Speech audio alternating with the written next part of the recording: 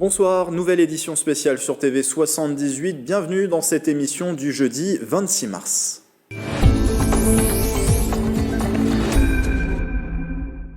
Le Covid-19 qui continue de contaminer en nombre dans la région. Selon Santé publique France, 962 cas supplémentaires ont été enregistrés en 24 heures entre mardi et mercredi. Au dernier point publié hier à 14 heures, 7760 cas de coronavirus étaient recensés en Île-de-France.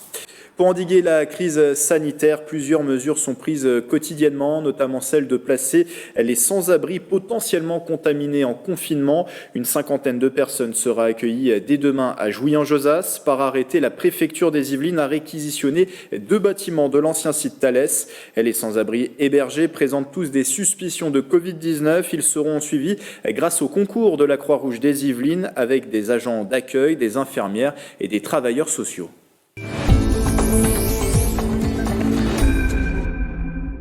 Et l'INSEE a publié ce jeudi un point sur la conjoncture liée à la situation du Covid-19. La baisse de l'activité économique est actuellement estimée à 35% en France, situation similaire dans le département. Cette crise a un impact sur plus de 50% de l'activité yvelinoise. Interview de Gérard Bachelier, président de la Chambre de commerce et d'industrie des Yvelines. Bonjour Gérard Bachelier. Bonjour. Président de la Chambre de commerce et d'industrie des Yvelines. Nous sommes au 10e jour de confinement. La situation économique est quasiment à l'arrêt. Pouvez-vous nous décrire la situation économique globale dans les Yvelines à partir des témoignages que vous avez des chefs d'entreprise ? La situation est plutôt préoccupante actuellement. Vous savez que les Yvelines, c'est un département qui est industriel. Donc il y a 2 filières importantes, l'automobile et l'aéronautique, et l'automobile est à l'arrêt puisque les 2 usines de Poissy et de Flins sont à l'arrêt. Donc du coup, tous les sous-traitants aussi ont des difficultés justement pour avoir une activité. Donc l'activité des sous-traitants, elle est à 50% à peu près. Pour l'aéronautique, l'effet n'est pas encore sensible, mais il le sera par la suite puisque les commandes d'avions diminue actuellement et donc il y aura certainement un effet sensible. Donc 75% de l'activité industrielle dans les Yvelines est arrêtée, donc est à l'arrêt, ce qui est beaucoup. Il y a aussi un domaine qui a stoppé nettement, c'est le tourisme. L'activité touristique s'est arrêtée complètement, presque complètement, puisque 90% de l'activité touristique est à l'arrêt actuellement. Et au niveau touristique, il y a beaucoup de sous-traitants qui dépendent de l'activité touristique. Il y a beaucoup de lieux justement touristiques qui sont aussi utilisés pour des événements qui n'ont pas lieu ou qui n'auront pas lieu, qui sont reportés. Et donc l'événementiel aussi est touché. Donc l'événementiel est touché. Le BTP, bien sûr, est touché également. La logistique est touchée. Donc, il y a beaucoup d'activités. Bien sûr, l'hôtellerie-restauration et le commerce qui avaient déjà eu, des baisses sensibles les derniers mois avant la crise sanitaire. Avez-vous des chiffres sur le nombre de commerces qui ont dû fermer parce que le gouvernement leur demandait ? 55% des commerces ont dû fermer dans les Yvelines, ce qui représente à 8000 entreprises, 40 000 salariés. Et puis un certain nombre de commerces qui n'avaient pas l'obligation de fermer ont quand même fermé parce que soit ils manquaient de salariés, soit pour des problèmes sanitaires, ils n'ont pas voulu ouvrir. Donc en particulier les grandes surfaces de bricolage, certaines grandes surfaces de bricolage n'ont pas ouvert. Les garages sont ouverts, un quart des garages seulement sont ouverts. Donc vous voyez que non seulement il y a ceux qui ont été obligés de fermer, mais ceux qui ont fermé malgré tout. Et puis, donc 75% du coup de l'activité des commerces a baissé dans les Yvelines. Et la fermeture des marchés ne va pas arranger les choses pour les artisans dans le domaine justement d'alimentation et des produits de bouche. Est-ce que vous êtes optimiste sur l'avenir ? Est-ce que les entreprises vont fermer ? Est-ce qu'il y a déjà des dépôts de bilan ? Est-ce que vous êtes plutôt optimiste, pessimiste ? Il y a entre les deux. Je dirais que la crise est quand même importante et des entreprises étaient déjà fragiles avant cette crise sanitaire. Donc il est évident qu'un certain nombre d'entreprises vont disparaître. Ça, c'est inévitable.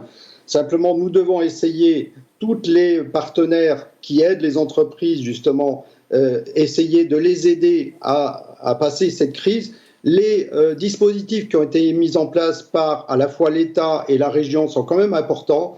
Moi, je conseille aux entreprises de les utiliser lorsqu'ils rentrent dans les critères et aussi d'utiliser les prêts bancaires qui permettent justement de passer cette phase de trésorerie éventuellement difficile. Ça devrait leur permettre justement de passer 6 mois, 9 mois. Et là, après la crise, c'est là que la situation va être la plus grave justement. Et c'est là qu'on doit apporter le maximum d'informations et d'aide aux entreprises du territoire. Si vous êtes chef d'entreprise, la Chambre de commerce et d'industrie d'Île-de-France a mis en place une cellule de crise. Le numéro et l'adresse mail s'affichent en bas de l'écran. 30 conseillers sont à votre écoute dans les Yvelines. Un accompagnement et du conseil dans la gestion de cette crise et les démarches à effectuer pour bénéficier des aides de l'État. Et justement, le gouvernement a pris des décisions à destination des entreprises. Objectif, faire face aux difficultés économiques. Des annonces la semaine dernière, puis 2 textes de loi votés en urgence par les parlementaires. On fait le point avec Nicolas Dandry. Première mesure, le recours au chômage partiel face à la réduction ou à l'arrêt obligatoire de l'activité de votre entreprise. Vous pouvez demander de placer vos salariés en activité partielle. En clair, l'État prend en charge le paiement des horaires non travaillés et à hauteur de 84% du salaire net jusqu'à la limite de 4,5 SMIC. Dans les Yvelines, d'après les premières tendances de la Directe, entre le 1er janvier et le 24 mars 2020, près de 1300 entreprises ont déposé une demande. Ça concerne environ 32 000 salariés et pour comparaison, sur la même période en 2019, 78 sociétés avaient fait la demande pour 12 000 personnes. À propos de ce dispositif, vous pouvez contacter la Directe Île-de-France ou retrouver des informations sur son site internet. Deuxième disposition, le report du paiement des cotisations sociales et des impôts des entreprises. Une demande à réaliser auprès de l'URSSAF ou sur le site internet impôts.gouv.fr. Autre mesure, la mise en place d'une garantie de crédit, c'est-à-dire que l'État peut se porter garant d'un crédit pour une entreprise, acteur majeur de ce dispositif, la BPI France. Information à retrouver aussi sur son site internet. Et il y a aussi la possibilité de rééchelonner son crédit en cours avec la médiation du crédit. Enfin, 4e dispositif à destination des petites entreprises, des micro-entrepreneurs, des indépendants ou encore des professions libérales. L'État met en place une aide de 1 500 € pour des structures ayant moins d'1 million d'euros de chiffre d'affaires, ayant subi une fermeture administrative et connaissant une perte de chiffre d'affaires de plus de 70% par rapport à la même période l'an dernier. Autre initiative lancée par l'État qui concerne un secteur en particulier, celui de l'agriculture impactée par des mesures de confinement et des exploitants qui manquent de bras en ce moment. Le gouvernement vient d'annoncer le lancement d'une plateforme en ligne pour les personnes qui souhaiteraient apporter leur aide aux agriculteurs proches de chez eux. Ils devront s'y inscrire pour des missions de récolte de fruits et légumes, des semis du printemps, une activité qui sera rétribuée. Le ministre de l'Agriculture, Didier Guillaume, a confirmé que des contrats de travail encadrerait la pratique et pourrait se cumuler avec du chômage partiel et des minima sociaux. D'après le syndicat agricole de la FNSEA, 40 000 personnes se seraient déjà manifestées depuis mardi. La plateforme sera mise en ligne à partir de demain, vendredi. En complément des mesures prises par l'État, les collectivités viennent aussi en aide aux entreprises situées sur leur territoire. C'est le cas de la région Île-de-France qui a mis en place un plan d'urgence. L'agglomération de Saint-Quentin en Yvelines, elle, est aussi sur le pont. Othman Nasrou, conseiller régional et vice-président de l'agglomération, nous explique les actions menées.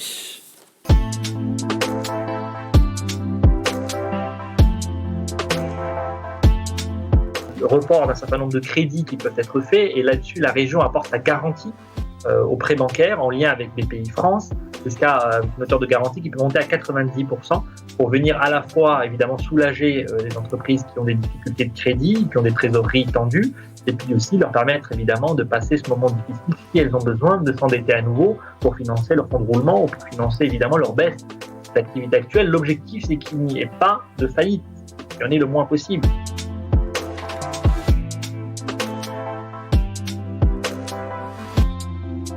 Il y a un dispositif d'aide spécifique pour les très petites entreprises et pour les entreprises individuelles avec un financement qui est effectivement dédié, avec un fonds d'urgence qui a été mis en place en lien avec l'État, que la région abonde massivement et là aussi pour qu'on puisse les aider à passer ce moment difficile. Alors évidemment, ça risque de ne pas être suffisant, il faut aussi le dire et c'est pour cela que moi j'invite tous les acteurs économiques à jouer le rôle et surtout à regarder l'ensemble des dispositifs qui existent. Parce que j'ai mis bout à bout, quand on utilise l'ensemble de ces dispositifs, on peut espérer effectivement atténuer les effets de cette crise dont on ne sait pas aujourd'hui combien de temps elle va durer.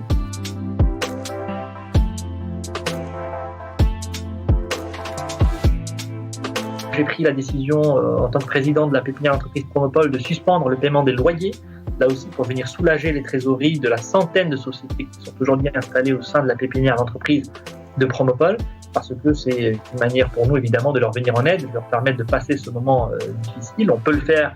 Promopole a aujourd'hui une bonne santé financière et l'agglomération a pris des dispositions du même type. Je prends un autre exemple, c'est notre fonds de prêt d'honneur, initiative Saint-Quentin-Yvelines, initiative STI, qui a pris aussi la décision de suspendre le remboursement des prêts pour les entreprises qui évidemment bénéficient de l'appui de ce fonds. Elles sont nombreuses. Face à cette conjoncture économique, l'inquiétude règne chez les chefs d'entreprise, une crainte justifiée par l'ampleur de la crise sanitaire qui entraîne l'arrêt des activités économiques dans une majorité de sociétés. Écoutez le président du MEDEF Yvelines. Les chefs d'entreprise sont mobilisés pour permettre à leurs collaborateurs de continuer à travailler pour ceux qui sont autorisés à le faire, à utiliser principalement le télétravail quand c'est possible, et quand c'est impossible, ils incitent effectivement leurs collaborateurs à se présenter à leur poste. Ça se passe dans des conditions de discussion, de concertation, parce que si les salariés se présentent au travail, il y a effectivement des consignes de protection à respecter, et nous sommes déterminés à ce que l'activité économique ne soit pas totalement à l'arrêt, mais qu'elle continue, bien sûr, dans des conditions de sécurité maximales. Quels sont les effets, les inquiétudes, les principales inquiétudes ressenties par les chefs d'entreprise ? Les principales inquiétudes, vous savez, quand une entreprise est à l'arrêt, elle puise dans sa trésorerie. Et s'il n'y a pas de chiffres, c'est la trésorerie de l'entreprise qui permet à l'entreprise de répondre à ses besoins en termes de factures, en termes de salaire, en termes de charges, en termes d'impôts, etc., etc. L'inquiétude, si vous voulez, c'est comment ça va se passer, notamment pour ceux qui veulent faire bénéficier leurs salariés du chômage partiel, comment ça va se passer pour régler les taxes et les charges qui arrivent, comment ça va se passer avec les banques, parce qu'il va falloir aller chercher du financement pour répondre aux besoins actuels. Bien entendu, les investissements aujourd'hui sont à l'arrêt parce que on n'a plus de projet. Aujourd'hui, notre projet, c'est de voir un peu ce qui se passe et attendre la reprise de l'activité. Dernière question, Zacharie Hardy. Quand la reprise aura lieu, est-ce que vous êtes plutôt optimiste pour la reprise ou pas du tout ? Écoutez, moi, je peux vous dire une chose, c'est mon sentiment personnel. L'État ne pourra pas sauver tout le monde.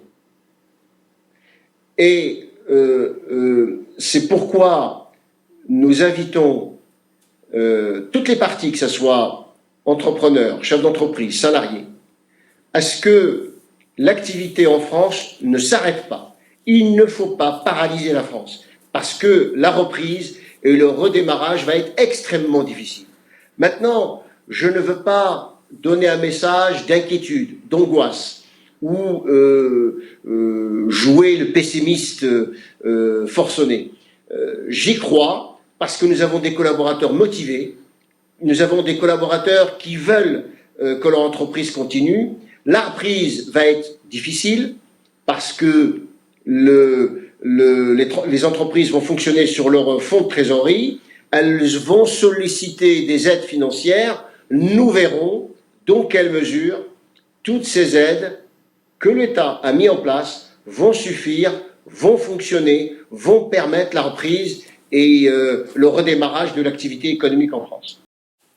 Et au contraire, le début de la crise sanitaire a pu profiter à certains secteurs comme les magasins de matériel et services informatiques qui font partie des commerces autorisés à rester ouverts pendant le confinement. La PME RCB Informatique a une boutique notamment à Coignères, a connu par exemple un pic d'activité la semaine dernière. Le reportage de Nicolas Dandry et de Patrick Jacques de Dixmude.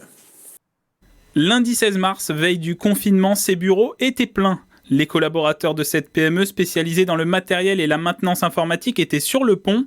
En une journée, cette entreprise a réalisé un chiffre d'affaires normalement réalisé sur une semaine. Énormément d'entreprises qui ne s'étaient pas du tout préparées au confinement, énormément de demandes d'entreprises pour mettre en place des accès distants, des réseaux, pour s'équiper en ordinateur portable, mais aussi en webcam, en micro-casque. Dans cette zone commerciale, c'est le seul commerce à avoir l'autorisation d'être ouvert. L'activité de cette PME se poursuit. Elle continue à recevoir des clients, notamment ce chef d'entreprise. Notre client a besoin de faire du télétravail. Et donc en fait on va lui fournir un écran supplémentaire pour pouvoir connecter son ordinateur portable et en fait avoir 2 écrans. Pour faire justement toutes les tâches administratives là en urgence, je viens chercher du matériel en complément et j'ai mes bureaux qui sont à côté aux Essarts-le-Roi où je bosse à distance tout seul pour pouvoir faire avancer mon entreprise tant qu'elle peut avancer. Maintenant, sur site, il y a 2 personnes à notre magasin de Versailles et 2 personnes, dont moi-même ici à Coignières, pour servir les clients qui ont des pannes, qui ont besoin de webcam, de casques, d'ordinateurs portables ou faire réparer leur matériel. Depuis le confinement, la majorité des salariés sont en télétravail. Durant cette première semaine, beaucoup d'activités, entre 100 à 150 demandes quotidiennes de télémaintenance. Chaque jour est différent et on va voir la semaine prochaine comment on va s'organiser pour maintenir donc une continuité d'activité, mais aussi adapter les équipes à la demande. Pour le moment, l'activité se maintient, mais si la crise se poursuit sur plusieurs mois, cette PME pourrait connaître des conséquences plus lourdes.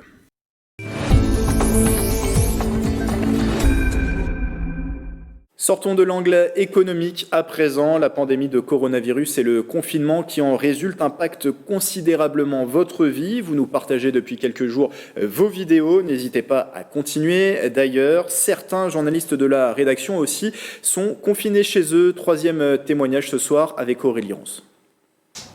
Forcément, vous vous en doutez, le quotidien est un petit peu bouleversé, notamment quand on a 2 enfants en plus ou moins en bas âge, puisque le petit a 17 mois, il est en crèche, la grande a 5 ans et demi, elle est en grande section maternelle, donc voilà, à cet âge-là, on ne sait pas forcément s'occuper tout seul. Alors heureusement, pour l'aîné, il y a sa maîtresse qui nous envoie tous les matins les devoirs à faire, et mine de rien, en grande section maternelle, il y a quand même pas mal de petits exercices à faire, notamment ne serait-ce que la date en fait du jour, voilà, écrire la date du jour, même pour nous j'ai envie de dire ça nous sert parce qu'on sait plus trop quel jour on est avec ce confinement, donc voilà, pas mal de petits exercices à faire. Alors le bémol bien sûr c'est comme pas mal de personnes qui vivent en région parisienne, voilà, je suis dans un appartement, donc c'est un petit peu compliqué pour normalement les temps de récréation. Alors bien sûr heureusement j'ai la chance d'avoir un petit balcon de 1 mètre sur 6, voilà, c'est quand même pas suffisant pour la grande phase de la trottinette, mais du coup voilà, on fait du ballon dans le couloir par exemple, voilà, puisque la maîtresse nous dit qu'il faut à peu près 30 minutes d'activité physique.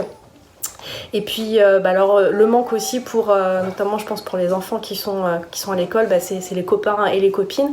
Alors nous ce qu'on a fait par exemple c'est qu'on a créé sur WhatsApp un groupe justement avec tous les parents, et tous les jours du coup on envoie des photos de nos enfants, voilà, pour qu'ils puissent se voir et puis maintenir un petit peu ce lien entre eux, voilà, avant la reprise. Ça aussi c'est la grande question, savoir maman quand est-ce que l'école va rouvrir. Voilà, on essaie d'expliquer avec des mots simples, voilà, qu'il vaut mieux rester chez soi pour pas être malade, et puis surtout pour pas véhiculer le virus.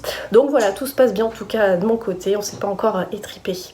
Et vous aussi, n'hésitez pas à nous partager vos témoignages. C'est la fin de cette édition spéciale. Merci de l'avoir suivi. On se quitte sur ces images pour clôturer cette édition spéciale grandement consacrée à l'impact économique du coronavirus dans les Yvelines, des enseignes aux rideaux baissés, des parkings vides dans la zone commerciale, des portes de Chevreuse à Coignières. Restez à la maison et belle soirée sur TV78.